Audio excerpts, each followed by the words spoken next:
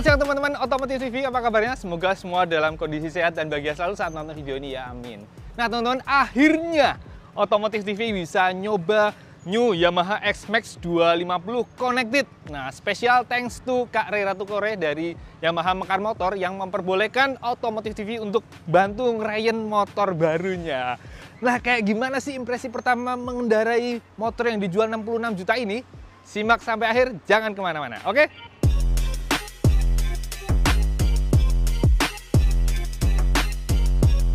Oke, yang pertama kita mau ngomongin tentang impresi berkendara. Nah, kayak gimana sih? Oke, posisi duduknya. Ini saat dari posisi berhenti, buat saya yang tingginya 173 cm, joknya yang punya tinggi 795 mili ternyata masih jinjit, teman-teman. Jadi kalau kedua kaki turun, lihat masih jinjit karena apa? Joknya memang lumayan lebar, jadi pahanya ngangkang gini. Kemudian saat berkendara, posisinya masih banget khas X-Max ya, sebuah skutik bongsor yang didesain buat pasar global, jadi cocok buat bule-bule juga. Makanya buat saya yang kecil gini tuh kerasa lega banget ya, ruang buat kakinya. Terus stangnya saat diraih terasa jauh ya, jadi saat di jalan tuh tangannya lurus. Kemudian bisa rileks banget teman-teman, kaki bisa semi selonjoran ya, atau mau begini nih, posisi yang napak di posisi datar gitu. Kemudian gimana handlingnya? Nah ini nih, ternyata bisa dibilang masih identik banget dengan X-Max versi yang sebelumnya. Jadi suspensi depan ini karakternya cukup empuk ya, nyaman banget ya, dan nggak mentok aja duduk karena suspensi depannya yang model teleskopik panjang kayak motorsport. Ini redamannya oke lah, standar juga udah nyaman. Tapi buat yang belakang ini kembali masih persis dengan X-Max yang lama. Apa? Yaitu kalau buat jalan pelan, terus ketemu jalan yang berubah nggak terlalu dalam atau gundukan yang nggak terlalu tinggi, ini aman nyaman, oke lah. Tapi ketika lubangnya dalam atau posisi tidurnya agak tinggi, ini rasanya kayak keras, langsung duk-duk gitu ya. Jadi kerasa di pinggang itu kerasa jeduk, mengingatkan kita pada kayak naik Honda PCX. Nah itu juga begitu.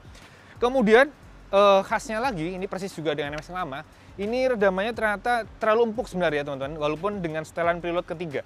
Jadi kalau kita pakai di jalanan yang lumayan kosong, jadi kita bisa lumayan ngebut, dan ketemu tikungan, kita ngebut gitu, pantatnya itu kerasa masih ngayun-ngayun gitu, pantatnya goyang-goyang. Jadi rasanya ini jadi berita baik ya buat para produsen suspensi belakang. Karena apa? Yakin para pemilik X-Max akan tetap banyak yang ganti. Jadi biar lebih nyaman kayaknya emang harus diganti. Kalau standar ini kalau buat yang seneng lumayan kenceng-kenceng ini kurang anteng ya, jadi agak goyang-goyang gitu. Dan dengan bobot 181 kg, ini juga cara bawanya, handlingnya itu nggak bisa kayak bawa NMAX atau Matic lebih kecilnya. Jadi kita nikung-nikungnya tuh harus pakai badan ya, kita harus agak narik ke dalam tikungan biar motor mau nurut, mau belok gitu. Nah teman-teman, kalau buat pengendara yang duduk di depan sebenarnya identik banget dengan yang versi lama. Tapi buat pembonceng, ini ada sedikit perbedaan teman-teman. Karena utamanya adalah bagian bodi belakang ini kan lebih ramping ya dibanding yang lama. Jadi ketika duduk dalam posisi sebagai pembonceng, itu kakinya nggak sengangkang versi yang lama teman-teman. Nah, jadi di posisi sini nih, yang bagian ketemu kaki, ini nggak sengangkang yang versi lama. Jadi buat membonceng mestinya lebih nyaman ya, nggak kayak yang diomongin di sosmed itu kan, katanya kalau habis bonceng X-Max, wah pas turun jadi susah jalan gitu. Nah ini lebih oke lah, walaupun tetap nggak seramping kayak naik NMAX pastinya, itu tetap lebar. Ya karena joknya emang lebar. Cuma positifnya adalah pastinya nyaman banget ya, karena joknya ini memang lumayan empuk ya. Walaupun sebenarnya kalau kita tekan itu agak tipis ya, karena mengutamakan kapasitas bagasinya biar muat 2 buah helm. Nah, untuk ngomongin fitur-fiturnya nanti kita ulas di bagian akhir. Kita konsentrasi sekarang ngomongin mesin. Oke, mesinnya persis dengan versi yang sebelumnya, cuma ada sedikit perubahan. Ternyata sekarang O2 sensornya yang ada di knalpot sekarang dipindah. Posisinya pindah di leher, bukan lagi di silinder head, dan sekarang pakai versi yang ada pemanasnya, teman-teman. Jadi sekarang 4 kabel, bukan 2 kabel lagi, seperti yang versi lama yang nempel di kepala silinder. Bedanya di situ. Nah, gimana performanya? Ternyata bisa dibilang sih masih identik ya. Mesin skutik 250 cc SOHC 4 katup berpendingin cairan. Yang tenaga maksimalnya tetap tidak berubah ya dengan versi sebelumnya, sekitar 22,5 horsepower dan torsinya 24,3 Nm. Nah ini karakter tenaganya adalah nggak gede-gede banget, nggak kuat-kuat banget, tapi cukupan teman-teman. Jadi cukupan dalam artian buat stop and go cepet, buat nyalip gampang, tapi naiknya perlahan aja. Jadi ngisi tapi bukan yang gerung, teman-teman. Di gas itu kecepatannya naik perlahan, smooth, tapi bukan yang gerung lambat gitu, enggak. Tapi ini ada, tapi bukan yang ngagetin dan enggak berlebihan gitulah. Ya oke lah, cukupan. Tapi kalau buat teman-teman yang seneng kebut-kebutan, seneng kenceng-kencengan, pasti sih akan merasa kurang. Makanya bisa kita temui banyak pemilik S-Max yang melakukan bore up sampai stroke up sampai 350 cc dan seterusnya itulah. Pakai kerkasnya X-Max 300, bornya digedein sehingga tenaganya lebih besar. Kayaknya di New X-Max ini pun bakalan begitu ya rata-rata ya. Kalau buat yang seneng kenceng-kenceng pasti akan di-upgrade performa mesinnya. Oh ya teman-teman, kayak gimana sih suara mesinnya? Tentu saja persis dengan X-Max lama, kayak gini nih.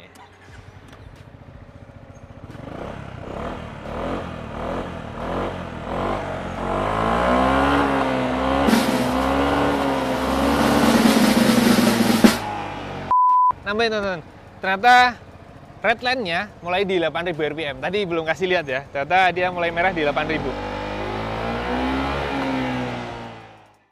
Oke, sekarang kita lanjut ngomongin fitur. Nah, pertama yang berhubungan dengan berkendara, yaitu rem. Nah, kedua remnya saat ditarik ini berasa empuk, teman-teman.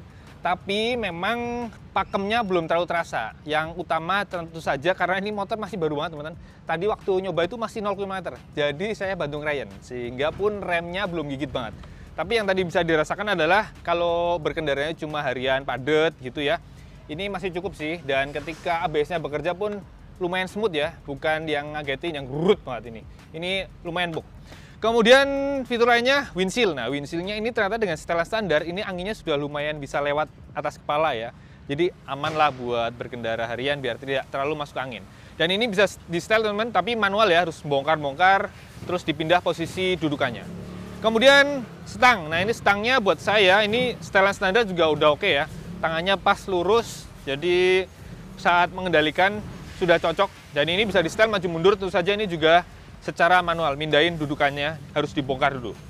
Kemudian yang fitur lain asik adalah tentu saja panel instrumen barunya. Ini asik banget ya, dengan dua klaster yang terpisah. Yang di atas itu menunjukkan speedometer, odometer, dan yang atas itu pastinya biasa aja.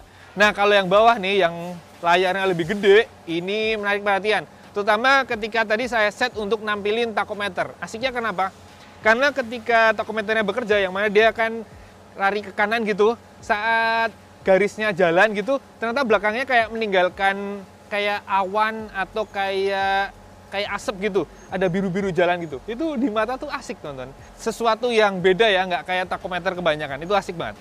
Nah, tapi saya belum nyoba fitur yang navigasi ya. Ya, mungkin nanti untuk yang navigasi ini kita tes saat test ride, saat pakai unit tesnya dari Yamaha. Gitu. Sementara ini saya menikmati yang tachometer tadi dulu, udah asik banget sih. Gitu. Oke, terus fitur lainnya. Oh ya, ada satu hal yang ternyata butuh adaptasi, teman-teman. Yaitu ketika mengoperasikan beberapa tombol yang ada di stang kiri. Khususnya adalah sen. Karena apa? Posisinya yang sen ini paling kiri dan mepet banget dengan hand grip. Jadi kalau waktu mau operasian itu terlalu dekat dengan jari jempol, teman-teman. Jadi harus agak susah gitu posisinya. Tapi kalau udah sering mungkin nggak kaget lagi ya, tapi pas awal itu kayak susah gitu, aneh. Sementara kalau tombol lainnya sih gampang dioperasikan ya, termasuk yang buat tombol naik turun dan tombol untuk milih di menu, dan juga yang tombol back atau tombol home, itu asik, enak gampang. Kemudian untuk yang di stang kanan, tombol engine cutoff dan starter juga gampang dioperasikan, enak. Fitur lainnya yang saya senang banget itu saja yang berhubungan dengan akomodasi, yaitu ada laci di bawah stang kanan kiri. Yang kanan ini bisa muat botol minum 600 ml, teman-teman. Jadi bawaan minum bisa taruh di sini tanpa perlu ditaruh di bawah jok. Sementara yang kiri ini ada power outlet. Jadi kalau baterai smartphone-nya habis bisa colok di sini. Tapi harus butuh adaptor ya, nggak bisa langsung colok kabel karena belum model USB. Nah, kalau yang di bawah jok, wah ini paling memuaskan. Karena muat 2 buah helm. Nah, saya mau nyoba karena waktu first impression kemarin belum nyobain. Sebentar. Nah, ini akhirnya udah dapat helmnya, 2 buah helm, ini 2 buah helm full face. Ini kapasitas bagasinya 44,9 liter, teman-teman, dan diklaim bisa muat 2 buah helm. Sekarang kita coba ya, ini yang depan adalah Shoei X14. Sementara yang belakang kita coba dengan NHK, ini juga full face. Kita tes, apakah benar masuk. Oh, mungkin ini kebalik. Ups. Agak mentok dikit, teman-teman. Ntar dulu. Oh, belum rapi. Oke. Bener teman-teman, ternyata masuk 2 buah helm full face. Dan asiknya masih menyisakan ruang yang lega di bagian tengah. Jadi kalau bawa jas hujan atau mungkin sandal atau sepatu masih bisa masuk di tengahnya. Wah, mantap banget emang bagasinya X-Max ini ya. Keren. Asli, menyenangkan ya. Punya Matic segede ini, jadi bawa barang bawaan nggak pusing naruh di mana.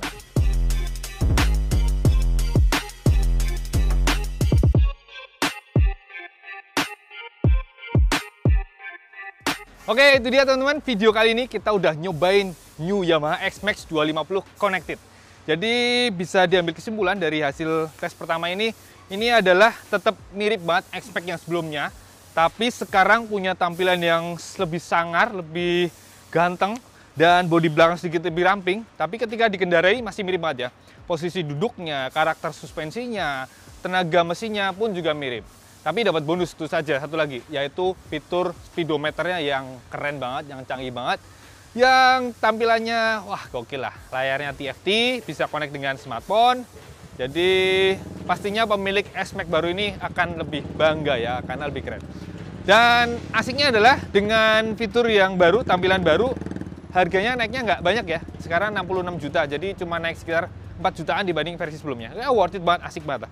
Makanya pantas kalau yang inden banyak banget. Nah, kalau buat yang inden sabar ya, karena produksinya memang baru dimulai di Desember ini dan baru mulai di delivery ke dealer-dealer. Oke, gitu aja video kali ini. Sekali lagi terima kasih buat Kak Ratu Korea yang sudah memperbolehkan Otomotif TV untuk nyobain motornya. Oke, terima kasih. Sampai jumpa di video berikutnya. Jangan lupa like, subscribe, komen, share, nyalakan juga tombol loncengnya. Dan jangan lupa follow juga IG kami, Otomotif_TV. Satu lagi, jangan lupa mampir ke channel Motor Second yang khusus membahas motor-motor bekas berkualitas. Oke, sampai jumpa di video berikutnya. Jangan lupa pakai lem kalau naik motor. Satu lagi, jangan lupa mampir ke www.otomotifnet.com. Sampai jumpa.